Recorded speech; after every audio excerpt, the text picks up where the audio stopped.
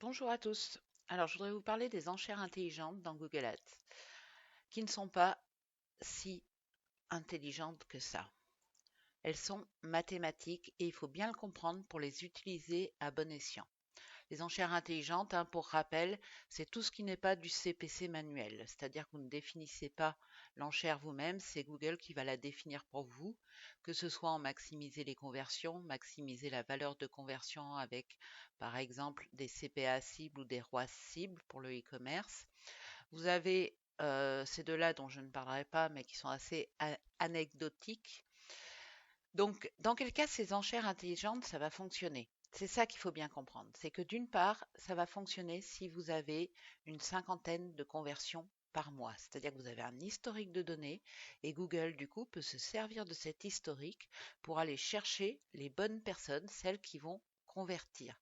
Si Google n'a pas d'historique, eh ben, il ne sait pas où aller. Donc, il va diffuser un peu partout et ça ne va pas fonctionner. Ou du moins, ça va mettre très longtemps à fonctionner. Ça, c'est la première chose, donc avoir un historique de données. Il faut avoir du volume, c'est-à-dire que si vous avez un petit budget en dessous de 1500 euros par mois, vous n'aurez pas assez de données pour que l'algorithme mathématiquement puisse se baser sur des données statistiques.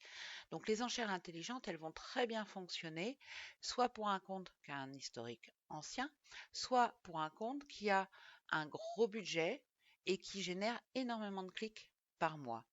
Et il y a une chose extrêmement importante à comprendre, c'est que en e-commerce, on n'a pas trop de soucis parce que je vais faire remonter le chiffre d'affaires ou encore mieux la marge générée.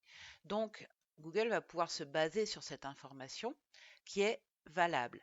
Par contre, en service, quand il y a un clic sur un numéro de téléphone, on ne sait pas si le clic a amené à une conversion à un public qualifié ou pas. Est-ce que c'était par exemple quelqu'un qui cherchait un stage, des choses comme ça. Et Google, quand il va créer en fait ses enchères, en maximiser les conversions, il va se baser sur toutes les conversions qu'il enregistre, du moins toutes celles que vous avez configurées. Donc, quand vous avez des gros volumes, l'essentiel, et ça devient de plus en plus important, ça va être de configurer des conversions offline. Offline, ça veut dire que vous allez qualifier chaque contact reçu pour faire remonter cette information à Google Ads.